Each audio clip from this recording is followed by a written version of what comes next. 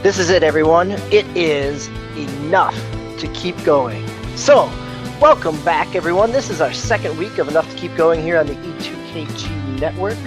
It is myself, DBQ Hams, and Zeus Adamus, Iglesias Stamus, and whose mic is currently off, but we can all see him lip read. It's perfect. He said hello, and he had this long soliloquy on how wonderful it is to be back. He just speaks really fast. So, we will keep speaking fast and keep this show moving. Again, we are here. This is our main show. We've got our Thursday night newscast show, right? E2KG to go. And this is Monday, the June 26th. Last week we talked a little bit about the Atari tease, the 22nd Atari tease of what it actually is besides some cheap wood grain paneling that might be in somebody's basement as they're listening to this right now. But we're going to talk a little bit more about that, about what it could be, why it could even be relevant, what could make it relevant. You know, there's some news about some retro console coming out this fall again today that leaked, not even leaked, but was official. So we'll talk about that, and we'll reflect back a little bit on some other thoughts as we're 2 weeks out from E3 now, thinking back about some of those big games. One of the big games that I loved and my son got excited for as well is Spider-Man. And what does that mean for other superhero games, other comic book games, and where have we seen a good one? And really, is it only Rocksteady and Batman? So we'll talk more about that as well. And we'll probably get some time. Osiris Prime is not here with us tonight, so we'll probably have some time to not only get to those topics, but also to spend a little bit of time in what we've been playing. And it sounds like we've got a little bit of a giveaway for our listeners as well. So we can tease that now, but we'll come back to it at the end. Zeus, thanks for joining us. Yeah, no problem at all, man. How you been? I've been doing pretty good. I spent 11 hours in a car yesterday. So, I listened to a lot of podcasts and heard my son's game on the 3DS quite a bit. So, which, not so bad. Good weather. How about you? How was your weekend? Not too bad. I played a little bit of Assetto Corsa. Edited a lot of podcasts, so we will be, for viewers of the new network, E2KG, I will be caught up, I won't say soon, at some point. At some point, though, we will be, we will get to a state where podcasts are posted before we are recording the next ones. So, but right now, the first episode of this show is up. E2KG and 30 is up. The first episode of that, our news show from last week. So go check that out before the news gets too stale. And I also edited and moved over our Dark Matter podcast called The Dark Hypotheses that Dave Pecci and I record each week. Episode 2 is so all the episodes for all these are actually up on the YouTube channel. It's just a matter of whether or not I have cleaned them up and made them look pretty. And for those looking for the audio versions, those are not, E2KG and 30 is not up on SoundCloud yet, and the Dark Hypotheses episode 2 is not up on SoundCloud yet. But if you really wanted them, you could just right-click and use one of the online tools for yanking the MP3 out of a YouTube channel if you wanted to listen to them before I have them ready. But otherwise, they should be ready soon, and as always, you'll be able to pick those up from the SoundCloud channel in the audio format because we always enable the download links.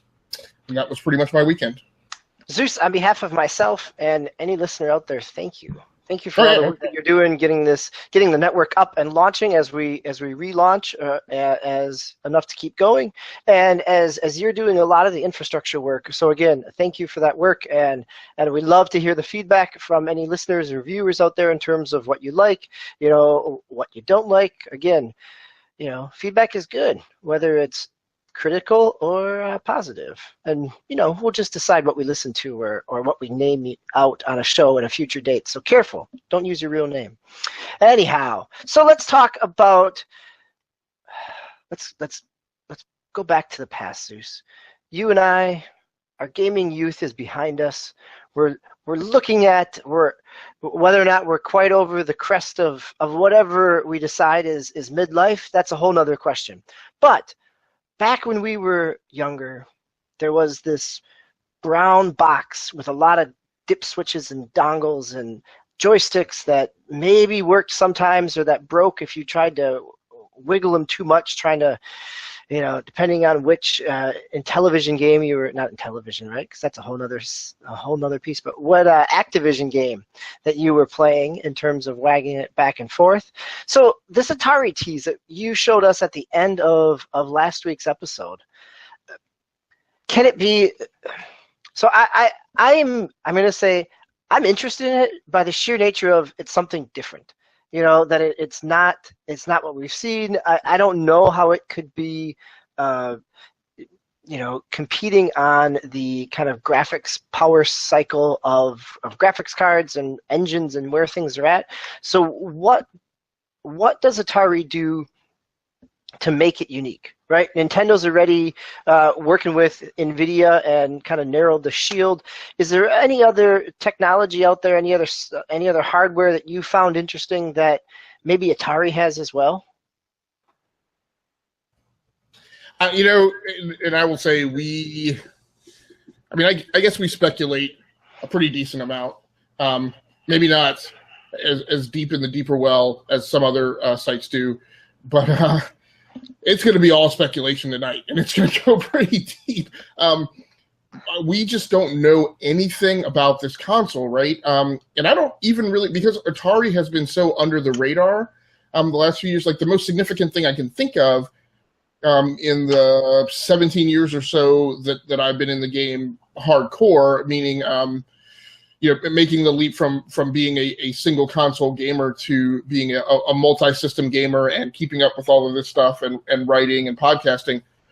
The only significant thing that I can think of where their name comes out is the times that they were the publisher for Epic games. So a few times I think they were the publishers for some Unreal games and a handful of others. But like I just really don't know. I think maybe the most interesting thing is to try and think about kind of what the Switch did, where they heavily leveraged. I mean, it's basically a carbon copy, right? Where they heavily leveraged gaming technology that was already in production, but just being deployed to an adjacent market space, right? In the tablet space, where for whatever reason, gaming didn't get a ton of traction in the mainstream. And I'm trying to think and kind of pan around and consider, is there anything of similar ilk on the market that Atari would pick up so that all that R&D was already done? I don't know. Can you think of anything like that? Yeah, I'm trying to think about it too, right? Because, other than, so NVIDIA has a box and not just a shield with a screen, right? So maybe there is something that follows in that same type of streaming model that is going to hook up to a TV.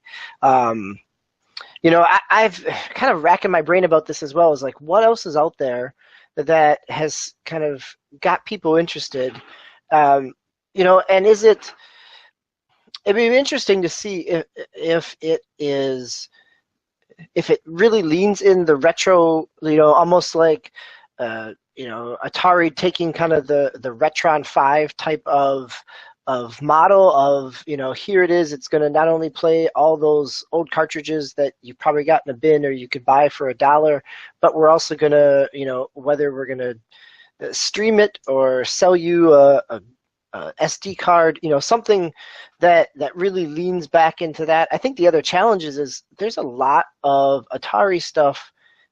There's not a whole lot of, unlike Nintendo, there's not a whole lot of brands that they can come back to in terms of IPs, right? There are a lot of licensed things, and there are a lot of kind of generic space and sports types of games. And whether that is, there's as strong of nostalgia for that. So I wonder if they go in, I don't know. If they go in a different direction, and I'm thinking about who else has something.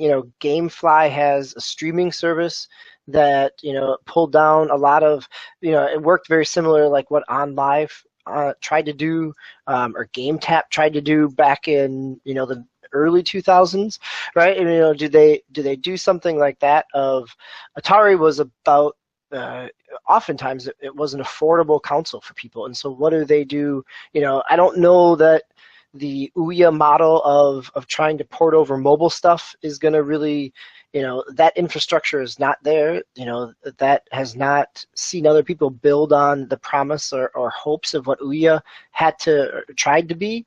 So, yeah, I think it was probably going to be, some type of streaming, whether it's some type of online or the other thing that I could see them trying to do, right, is partner with, Verizon or AT&T and build in some type of, okay, so here are the people that are buying cell phone contracts, not only are they, looking to mobile game, but are they doing other things? Is this a way to tap into name recognition for 40 plus people who would add that onto their contract and get something else?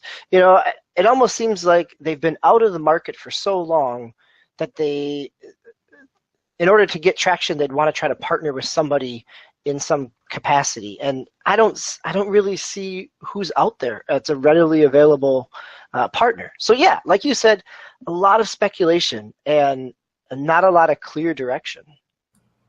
So I do want to, I guess, kind of level set in some ways. We can't fully level set, but just talk a little bit about what we do kind of know, or just kind of I don't want to say assumptions that we've made, but the degree of sleuthing that we have done.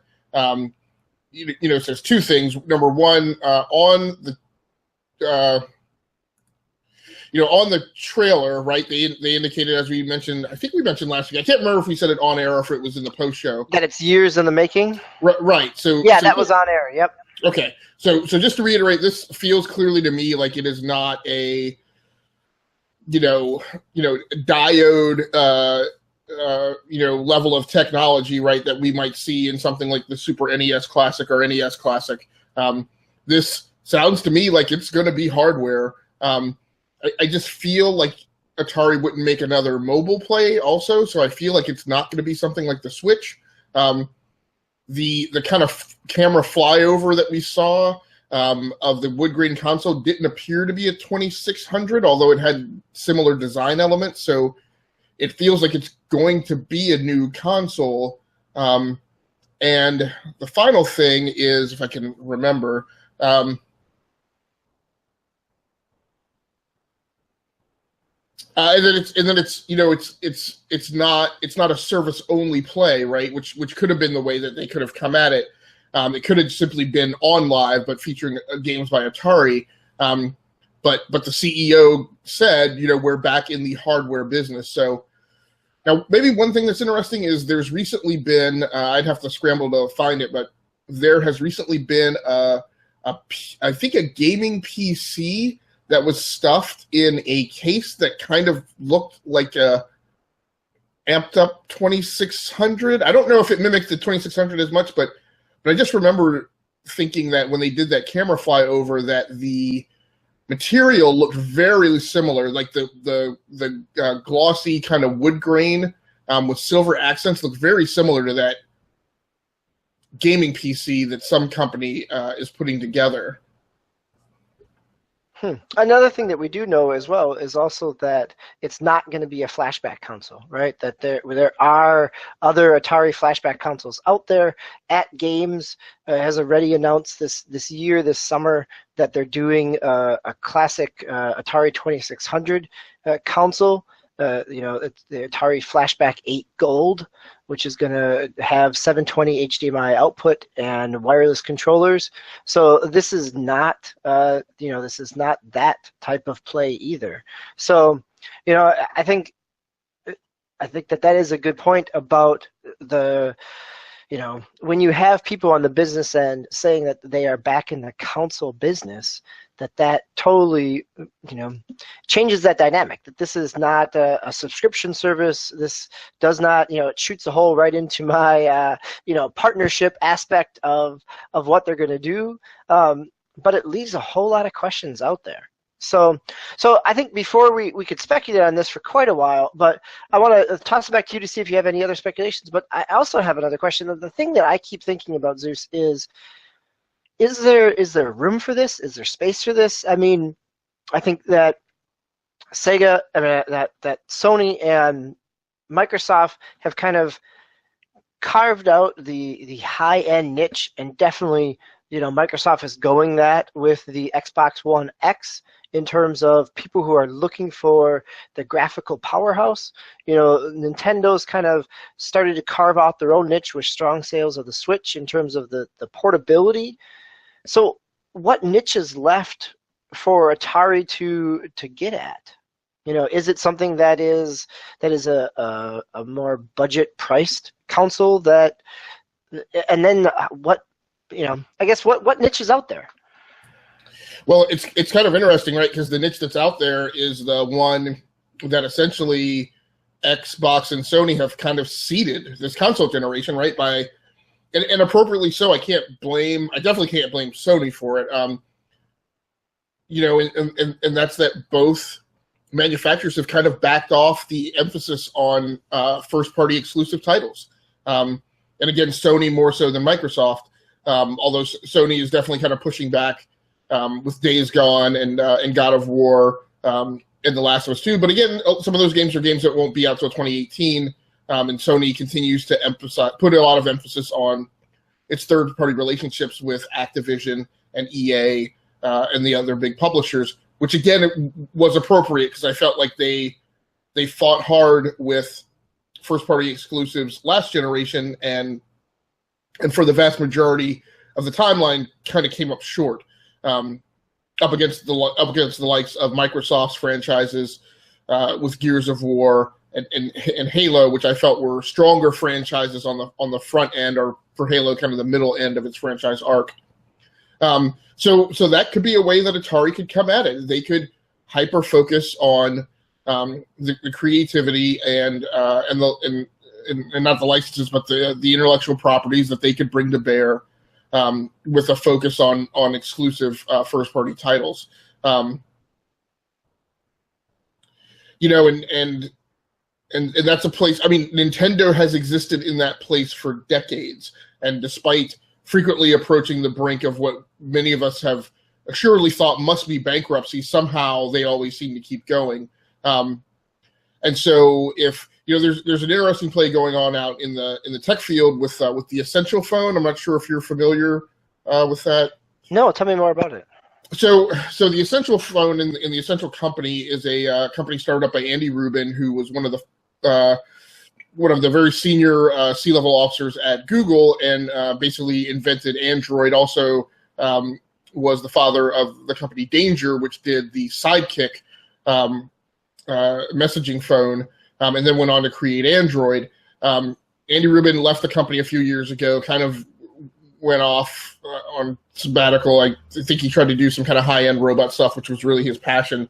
But he's recently come back with this new company called Essential. And one of the key things about Essential, and their new phone is launching this fall. It's kind of similar to a OnePlus play, except Essential, as far as I know, is truly a single company. They kind of don't have the phantom backing of a much larger phone manufacturer like OnePlus does with Oppo. But the Essential phone was recently revealed. It's a high-end Google phone that's probably very similar to the Nexus. But one of the big things about their business model is I'm pretty sure the phone is just a technology insertion for them. It's a commodity level piece of hardware that people are familiar with, that they're hoping will get them noticed. But their play in the market is along different vectors. They don't intend to just be a phone company. But the big thing they've said is, they have a maximum number of units that they want to sell with their phones. I want to say, I can't remember exactly what the number is, but it's a very small number.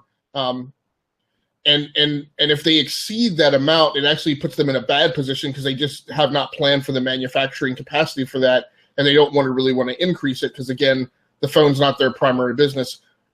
Atari could come in with a focus on first-party IP and exclusives, and try to be a low-yield company. They could not try and play in the larger market, which gets you presented with the problems of yield and manufacturing throughput and people needing to retool factories and things. And hopefully, it's probably too late because they probably didn't foresee it. Hopefully, whatever they're doing skews away from mobile computing parts, so they don't get the supply line contention that Nintendo is getting, where Nintendo, because the Switch is essentially a mobile piece of technology, they're now contending for components with the likes of Apple and Samsung, who use similar components in their phones. So I don't know. Does that sound like a plausible theory? Yeah, I could see where that is. If they're building them and selling them at a profit, then and if this is whether it's a high end or a designer aspect, I'm looking at the Essential 4 right now. It's beautiful looking. I mean, the screen looks amazing. I mean, the specs look pretty solid.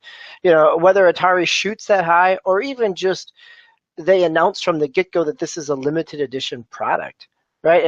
And what that did for the drive for collectors of the NES Classic, or the fact that even today when Nintendo released announced that the SNES Classic is real and it's launching this fall, later on in a tweet they also said the supply will be greater, but only for this year, right? So they've even already kind of sunsetted when this product is going to be out here. So if Atari makes a play similar to that and gets kind of collectors on board, there could be a way to build some brand recognition, and maybe this is the first of a series of plays that gets them back into a market space.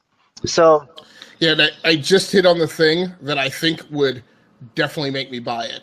What if it could still be low yield, and it could still be competitively priced, especially against the Xbox One X, which is just given, like I keep saying, has just given the entire market like a huge limbo bar, right, for which everyone can fit underneath. What would make me interested in it, though, is what if this were kind of like the Lamborghini or Ferrari of consoles? Not meaning by price, but just meaning by yield. What if the production output and the market, that the SKU volume that they were trying to achieve was small enough that every single unit was handcrafted? Sure, or that the wood grain is actually wood. Yes. And it's, carved with the limited edition number, right? Right. If Ubisoft thinks they can sell a $600, Assassin's Creed limited edition, I think that there are collectors out there. There's a market out there for people, and regardless of probably what it plays, it becomes a conversation piece. It becomes a status. Right, and maybe they don't even maintain inventory, right? Maybe if it's kind of like the OnePlus model, right? You order the thing and then they go to produce it and you get it when they're done. That might make me interested in buying it if I felt like the manufacturing process were so refined that, like you said, it's a collector's item, and I almost don't care that it has like a 5 to 10 year life cycle or longevity or gaming pipeline, as long as they produce like 5 to 10 decent games with good graphics that are worth playing, right? That might do it. Yeah, I'll be really, if it goes that route, it'll be tempting, right? There is this as a serious gamer, as somebody who this is our passion and our hobby, that this is a valuable, or at least has the potential to be a meaningful collectible. I think the truth is I'm really interested just to see what it is, right? We kind of know what's coming this fall already. All the big surprises are out there. This is that one kind of mystery that's dangling out in front of us, and so it'll be fun to kind of see how it unravels. So, Zeus, any other thoughts about this before we kick off into our next topic? No, I think we've speculated enough until we actually hear some more news out of the thing. All right. So our next topic, Zeus, you pitched this. So I praised and was really excited about Spider-Man for the PlayStation 4 coming out of E3. It very much looks like Rocksteady's Batman Arkham series in terms of the combos. That the detective vision or the Spidey sense to me always makes more sense with Spider-Man because that's built into his comic powers. As someone who's played through the Spider-Man, the Amazing Spider-Man, the video game, the movie Takeoff, it had similar combat, but it never quite got that flow right. And so, I guess first off, have you gone back and played these games? Do they hold up? Arkham Asylum was one of my favorite games from last generation. It's a Steam sale going on right now. Is this something that we should be encouraging people to pick up on the cheap because they still hold up? That combat is still meaningful? Yeah, I think they do, and I guess I would encourage. The Arkham series is kind of one of these games that, much like Assassin's Creed, right? It's kind of available everywhere, and it's frequently available for free. So I feel like when those things are available on the cheap, as you mentioned, or for free, people should definitely pick them up. Stocking into your backlog, Arkham Asylum, Arkham. Well, maybe you could skip Arkham Origins because that was the one done by a studio that was not Rocksteady. That was Rocksteady Montreal. Yeah, but yeah, definitely do Arkham Asylum. I can't remember what the third one was, and Arkham Knight. That was the third one, Arkham Knight. So Arkham City, Arkham Asylum, Arkham City, Arkham Knight. What's it there? Arkham Origins. Sorry, Arkham Origins. Okay, gotcha. Already skipping it. But yeah, absolutely. And they do hold up over time. I feel like the older ones were a little less precise in terms of collision detection, and the way the stinking grappling hook would just grab onto like nonsensical things. I think later in the series they refined it, and it kind of became more of like a Lara Croft Tomb Raider grappling hook where there were specific things that you could grapple onto. But I know, and I think I actually maybe have this video on the Rounding Off Affinity channel on YouTube. There's a gameplay session that I did where I was in the middle of a very large fight trying to rescue Catwoman, and like I just kept grappling onto this random point on the ceiling. And it was very frustrating. So, but yeah, absolutely. So, in terms of the combat, in terms of the design, has there been another game that's kind of matched this in terms of that flow, that feeling? Well, like I said, I think the thing that's interesting here is we and the media, the rest of the media, I never know whether to say we're journalists or media or bloggers or what, but we do the same things that they do. We just don't get paid for it. A lot of I will just call them all collectively influencers. A lot of influencers talk a lot about how, as a game goes big, there is a tendency to propagate design descendants, right? Design progeny. So Dark Souls became big, and now there's the notion that there are Souls type games, right? We kind of see it most prevalently with this term roguelike. And we're starting to see it, and it's going to get big when these games land. We're starting to see the Destiny-like games, right? Because everybody kind of wants those. But I think kind of almost underneath the radar, and it's kind of been sneaking in, is this evolved combat of that's very Arkham-like to me, and Shadows of Mordor is the one that stands out in my head mostly, and of course that also came from a WB studio, so it's natural that it would have a very similar combat style and system, and that system works pretty great. It definitely kind of has a battle rhythm to it, and if you don't sync up with that battle rhythm, you're hosed. Many is the time that I go back and pull out Shadows of Mordor, and I'm that 1 second behind or that 1 second too early, and I just bang my head against that wall sometimes for an hour until I realize, I need to syncopate one beat to the left or right, and then I've got it. But it's definitely enjoyable, and like I say, I think we're starting to see the propagation of that design thing. And you mentioned Spider-Man, but like I said, also Shadows of War. Shadows of Mordor and Shadows of War will be another instance of that. Yeah, no, I think they're really. I mean, I kept feeling in some of the recent Assassin's Creeds like they were trying to get to that, but that flow was just not quite the same. You know, it was not as complex of a rhythm. You know, as you said, like get into that syncopation to figure out, you know, which, you know, how that flow happens. There hasn't been quite, you know, other than Shadows of Mordor. There and Shadows of War, it sounds like there really hasn't been anything that we haven't seen that big copycat. You know, the other thing we haven't seen is, you know, as this has been that was 2009 was Arkham Asylum. Does that sound right? Maybe fall of 2009. Sure. Right. Oh, we're not fact check. We'll just say it's close enough. Right. So I think I played it in 2010. That there hasn't been a big explosion of licensed but not tied to like a movie comic games either, right? I mean, we've seen Injustice 2, you know, has been praised for its story. The Marvel versus Capcom demo that's been out has been panned because it is such a rough cross section, you know, and they're trying to show a story there. You know, we had some decent comic book games with what was the Wolverine game and also the Captain America game, but they really played out kind of like God of War in terms of those types.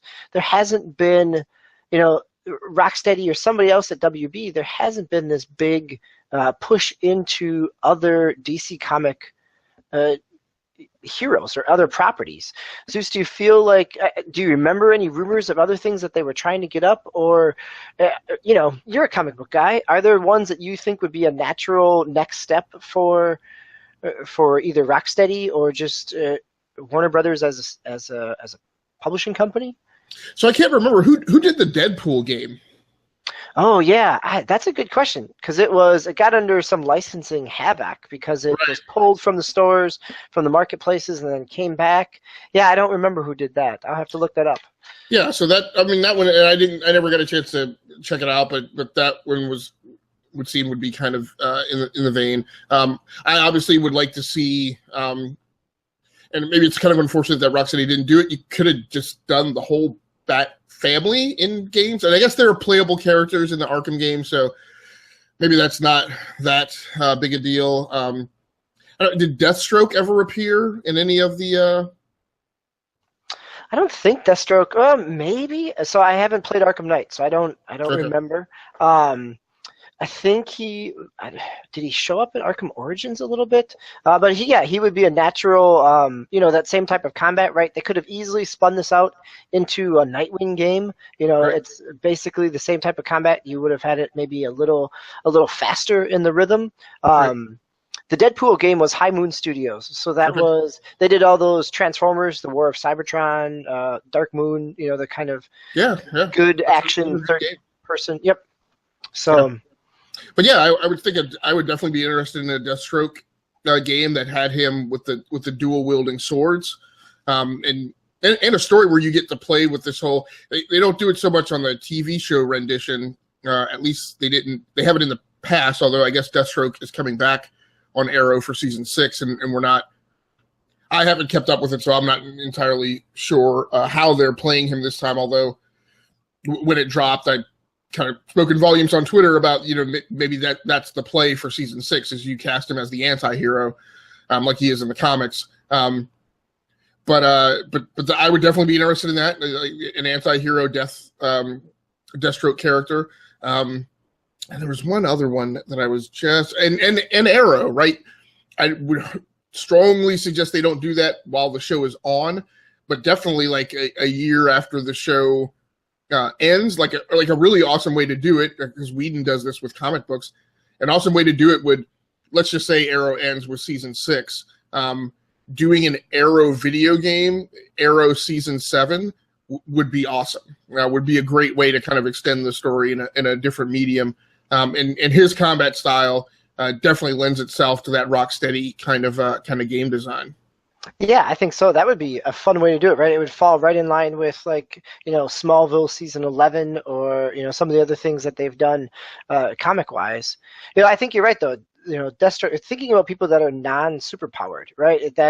That's the rhythm that Rocksteady gets, is that you don't have, it's not the Flash zooming around the screen. You don't have to figure out how you create Green Lantern constructs that are not pull up a menu wheel to pick what you want to do. I'm trying to think about who else is out there within the DC universe that would fit in. Well, we're kind of on that thread, right? And maybe we don't have to limit it to DC, because just as you were saying that, I would say, well, Captain America would be the clear Marvel one to pull off. The problem with Cap is he feels really good in a lot of video games because of the shield. Even in Marvel Ultimate Alliance, right? I love having Captain America on my team, but mainly from the aspect of him slinging the shield around.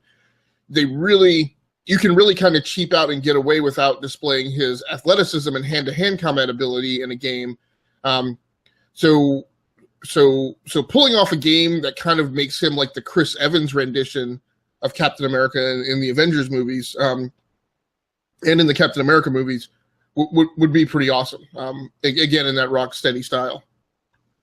Sure, right. I could see that. Or then you have a second player who's Winter Soldier, right? And it fits in some hand-to-hand combat, maybe a little bit of ranged combat. But I think that goes back to the nice thing about Arrow is that, it has a lot of hand-to-hand, but there is, you'd have a little bit of ranged combat with some arrows. It wouldn't have to be super complicated there. Right. And the last one that I'll pitch is Black Widow, so we can give up a little for the ladies, with all the frustrations that people have had with her not getting her own solo film. Although I feel that there are very valid reasons for that have nothing to do with her being a woman. But I could see how it could be very interesting. And she had a solid comic. But I can see how it might be very interesting to do. I would love to see a Black Widow game framed in the time between, let's see if I get my continuity right, between Captain America, the Winter Soldier, and Avengers: Age of Ultron. So I would definitely play it. And even with her, you could, kind of like they've done in the comics, you could actually go back in time and show a lot of her. You could do some pre-stuff. You could do her spy aspect. I mean, there's all kinds of like espionage and intrigue storylines that you could to go down, right? I mean, I loved, some of that Black Widow series from a couple years ago where they kind of leaned into that spy aspect of it. Just like I enjoyed Grayson during the New 52 run, right? That it took him out of, this is the international spy aspect of Dick Grayson. Right. But again, it was a change of pace. It was a breath of fresh air. And one of the things, so I think which I don't know that I hope it doesn't happen, but I could see the easy pitch coming from Warner Brothers on the heels of the Harley Quinn movie is they've already have a Harley Quinn character model in the, Arkham series.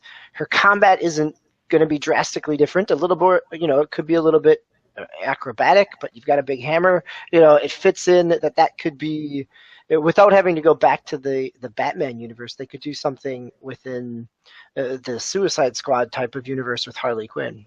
Yeah. So the one thing that's interesting out of this whole thing is we have no idea what Rocksteady is doing right now. No, not at all, right? I mean, they've been silent. There really hasn't been any leak.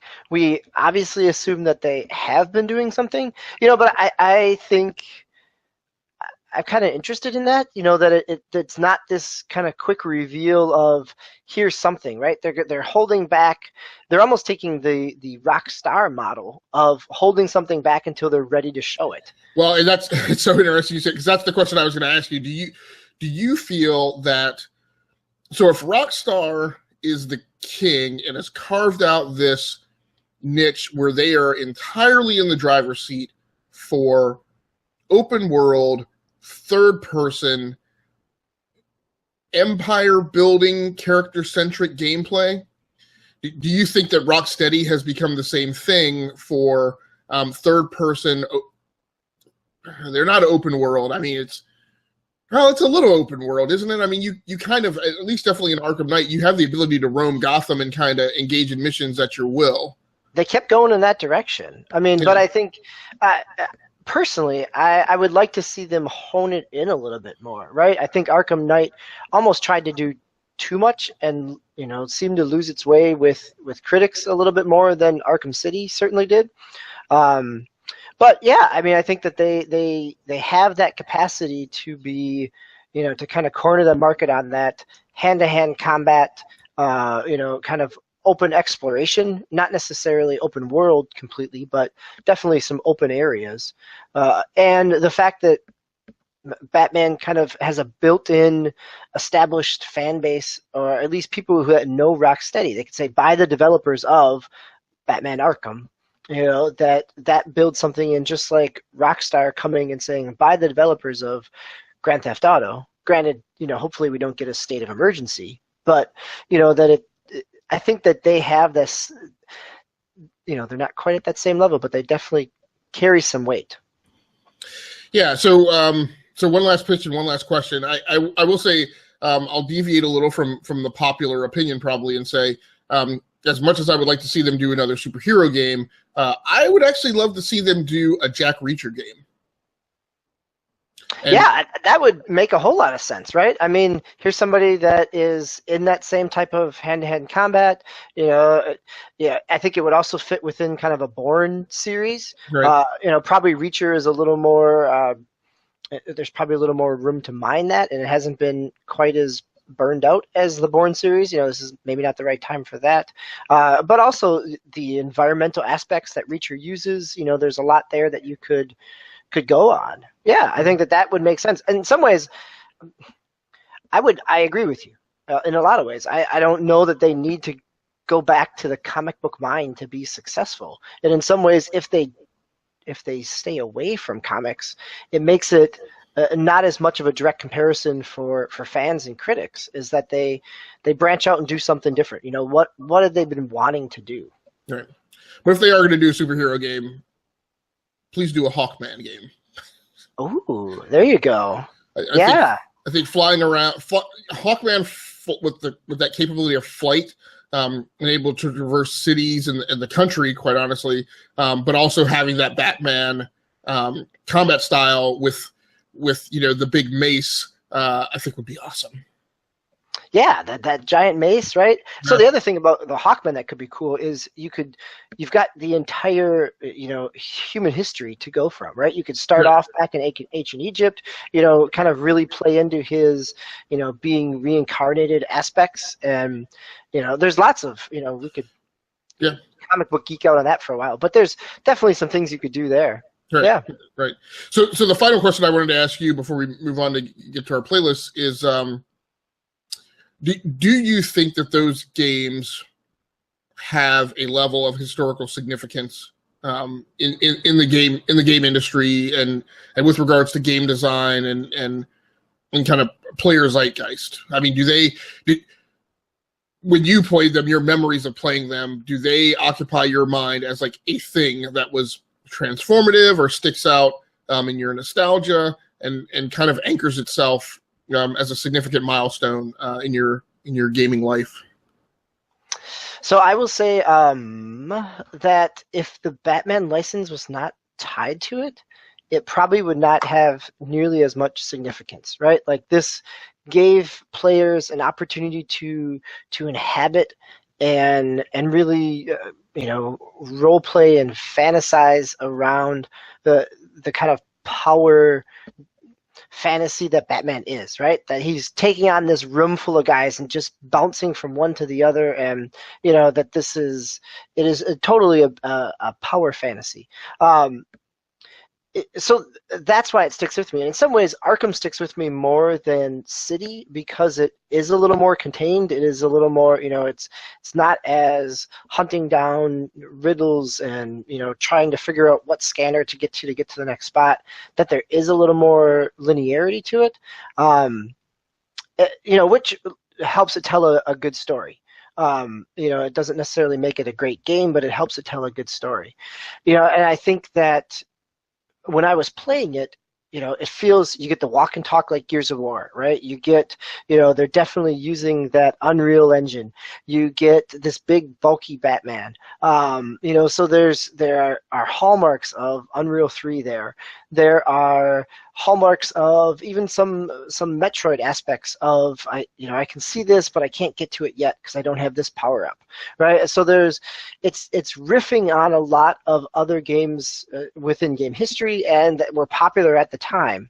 So that's where I think your question, as you said it, really made me stop and think. Like, I look back on that game super fondly, but I also was the kid who, waited in line for Batman 1989 and, had posters all up in my wall and, all kinds of stuff, right? So I'm a little biased. And so when I think about it in terms of how it holds up over time, All right. that's where I wonder that, because it skews within a lot of game conventions, if it really does hold up or just becomes a great kind of summary of some of those game designs. Right. How about you?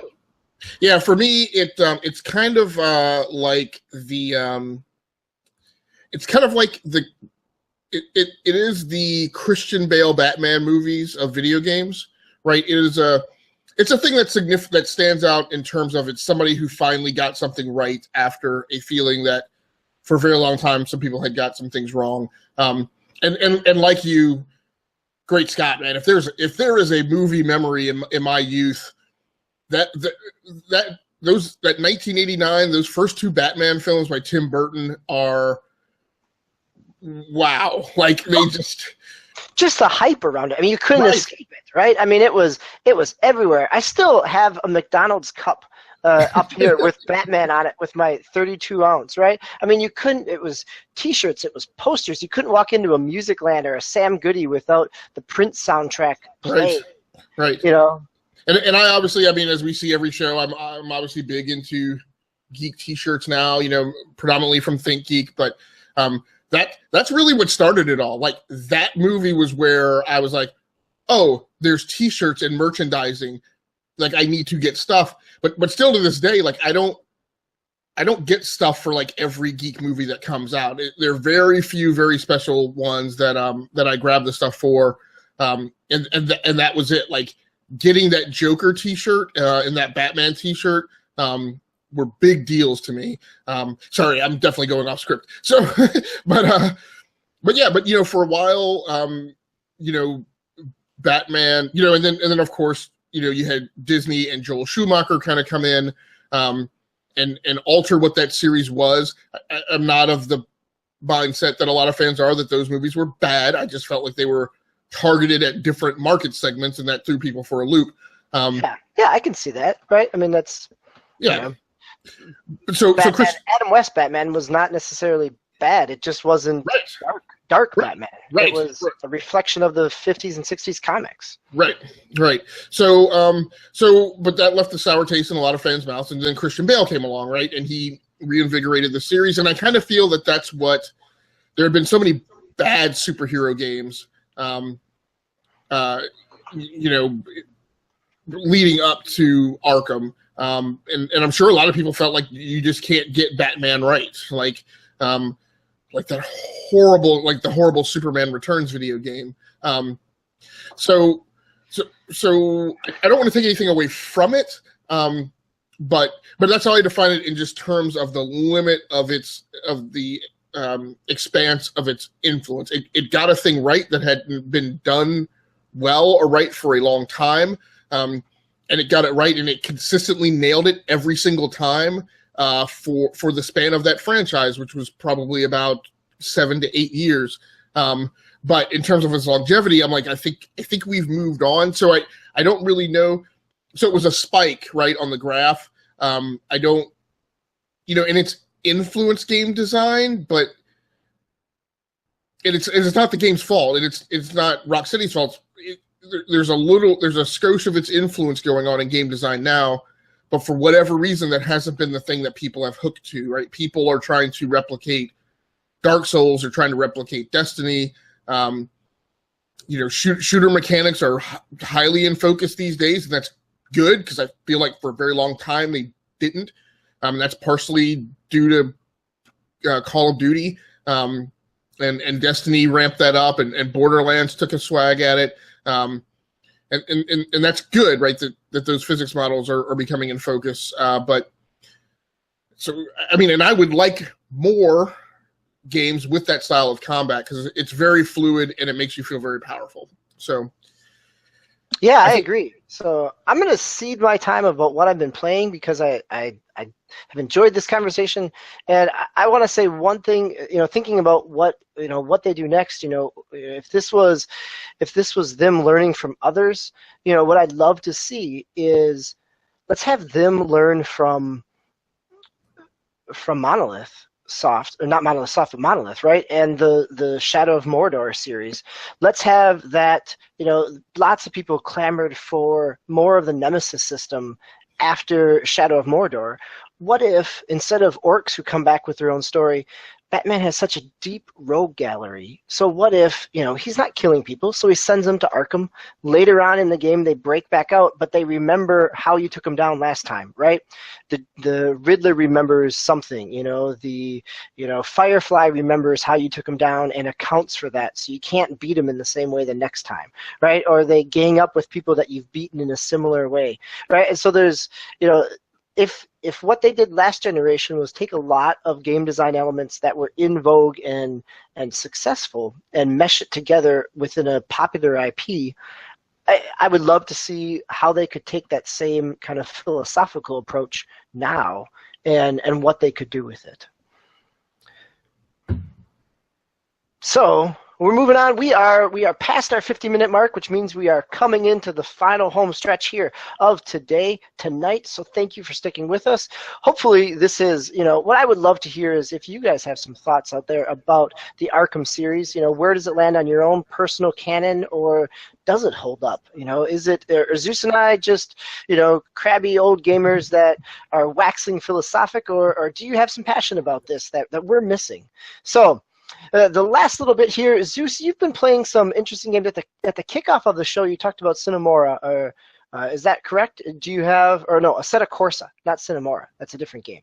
But Assetto Corsa, do you want to talk about that a little bit more? Yeah, real quick. So it's definitely been a racing week here at home, which is very frequently the case. It started actually with what I talked about on last week's playlist rundown, where coming out of the E3 show and the fervor around Forza Motorsport 7, which is just racing games come out every year. They don't get the complaining that we do about others. Like I will say I don't want an Assassin's Creed every year. I'll even say I don't want a Madden every year, but I don't have any problems with new racing games coming out every year. And Forza has kind of gone to some of these models that we see in other genres where they're now switching off between studios. So with the announcement of Forza Horizon 7, I definitely got the itch, and I went back and started playing some Forza Horizon 2. I mentioned that last week, and I continued that after we got off that show last Monday. And then I switched over to Forza Motorsport 6, which was pretty wonderful. There's a lot of cars there. I have a lot of expansion packs because I went VIP when I bought it last year or the year before. So it plays wonderful, and I love the different racing styles. Of course, I am a big European track fan, and so that's where I was when I picked up my single-player campaign this time. But then my next sequence were the American road courses, and I really often forget about those because I'm such a freak about the European circuit courses. But I've got to admit, Road Atlanta, especially Road Atlanta, Road America, Laguna Seca, Sebring, maybe not so much Sebring. I used to like that track when I was younger. For some reason, it just kind of grates on me these days with that with that final long straightaway and the big right-hander coming back around to the starting position with the rough surface where physics models have improved and where that turn used to not cause me a problem before. Now your car's traction and coming into that too hot can definitely turn very badly. So, but the Great American Road Courses are also awesome, and I definitely think of them as subpar to the European circuits, and I'm realizing now, again in my older age, it's probably been largely unfair. So So I had a lot of fun playing those. I drove in an old CRX. I'm trying to remember what other cars I drove, but that was the big one, with like a pink and black like paint scheme. So that was fun. And I wrote on my the My Gaming Diary entry on my YouTube channel, Rounding Off Infinity, how it brought back memories of college, because I had a buddy who had one of those old CRXs, and which was really made for two people, but sometimes when we were going up to the all-girls school up in Maryland in my college years, on weekends, there were three of us in the car, the Three Musketeers, and I would often have to like stuff myself in the back. But those were good times. So yeah, good racing the first half of last week. And in the second half of last week, I went over to start playing Assetto Corsa, and the camera angle's not wide enough, but it's actually set up right over there. And using one of my really high-end gaming setups. So I'm on the secondary desktop over there, which has my GTX 1060 in it. But I'm also playing with my Ferrari, with my Thrustmaster Ferrari 458 Italia racing wheel and pedals, which, like I said, over the last year and a half that I've owned those wheel and pedals, I'd almost given up on them because I was struggling to get them calibrated to work correctly with all the different racing games on PC, which is a problem. But about sometime last year, I finally hit on something, and it's maybe common sense to other people, but it was an epiphany for me. I was like, what I normally do is I go into a racing game and I try and I look for the specific racing wheel and pedal set that I have and try and set it for that. And when I don't have, when that's not in the list, I pick something from the same manufacturer that I think is close. That is bad. I'm realizing now the more sensible thing to do is if the specific wheel and pedals isn't in the list, which mine is typically not, because it lists something other than this special edition that I have, just set it for the Xbox 360 wired controller. That is what 99% of these racing games targeted as their control target, and assume most gamers would be using. When you configure it now, like, I can't put into words like the vast difference between the hours of frustration that I would spend trying to configure and calibrate this racing wheel and pedals to work with all the different racing games versus the almost instantaneous on the track driving, no muss, no fuss, incredibly immersive driving experience of just selecting the 360 controller. Like, there's basically no need for a calibration run anymore. So Assetto Corsa is a wonderful game. It's wonderfully detailed, incredible level of attention to detail to the physics model. And when you get the game configured correctly, there's two big things. I think a lot of racing gamers, really detailed physics engines teach you to not redline the engine on the starting line. They teach you to try and hold the gas pedal just below the red line so that the tires don't screech and break traction when the lights go down. This game doesn't do that. Just stand on the accelerator and just let it go when the lights go down. That's a key thing, because in this game, particularly in the early races, Assetto Corsa for PC, if you don't immediately catch up with the pack, like you're done. And you do have to finish in the top 3 of these races to move on. And then the second piece is, and people can argue or shame me as much as they want. There's a AI aggressiveness or difficulty slider on the front page of the menu of every single race you go into. It is pegged at 100%. It only allows you to crank it down to 80%. I crank it down to 80. And that sets it perfectly for my gaming skill level. So between figuring out the acceleration piece, and that took hours when I first started playing the game, and setting the difficulty level correctly, it drives wonderfully, and I love it. Speaking of which, so the most recent entry as of today in the My Gaming Diary series on Rounding Off Infinity, there is a Let's Play video of Assetto Corsa. It's about 36 minutes.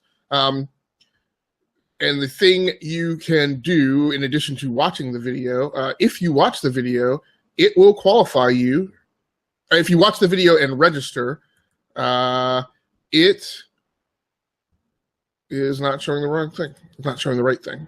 Although I had selected it. Your entire screen application window. Here we go. So this is the giveaway that we teased at the beginning. For that mouse.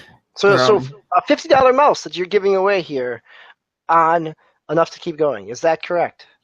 That is correct. On Enough to Keep Going / Rounding Off Infinity. So, all right. So if you follow the link, it will again. You need to go to the Rounding Off Infinity gaming channel on YouTube. I will also put the link in this video in the show notes. So if you go to the link, it'll take you to this page on Amazon. You have to sign into your Amazon account. If you then watch the video, then you can see down here in this link, or where it says enter, the yellow bar, then you can enter the sweepstakes. So it's just going to pick from the number of people who have entered. It's going to pick it at random. The contest is open until noon on Thursday of this week, the 29th of June. So that will qualify you to win the HyperX PulseFire first-person shooter gaming mouse, which is a 6-button mouse with it's a 3310 sensor. I can't remember exactly how high the DPI goes up, but as you can see, it's reviewed well at about it's a 4.0 average customer rating on Amazon. So go do that, and we will see you next week. DB. That's great. No, this is a great way to send off the show. If you stuck with us for this hour, there is a great $50 potential prize there for listeners and viewers. And it also provides a little bit of motivation for Zeus to get the podcast up and running sooner than Thursday so that other people get a chance to register. So, Zeus, thank you for putting this together. This is another great way to kick off the E2KG network, which is excellent. So, again, thank you for joining us. Thanks for sticking through our conversation. If you've got thoughts on what that Atari console might be, or where do you think that niche might be, or you've got some recollections and reflections on the Arkham series, post in the show notes, post in on YouTube, post over at Gearworks. There's lots of places to engage with us within the E2K, the Enough to Keep Going network. So we hope to see you back here next Monday, but also on Thursday, as we are E2KG in 30, as we round out the week's news, and Osiris Prime joins us again. So until then, we are just going to keep on going. So we'll see you soon.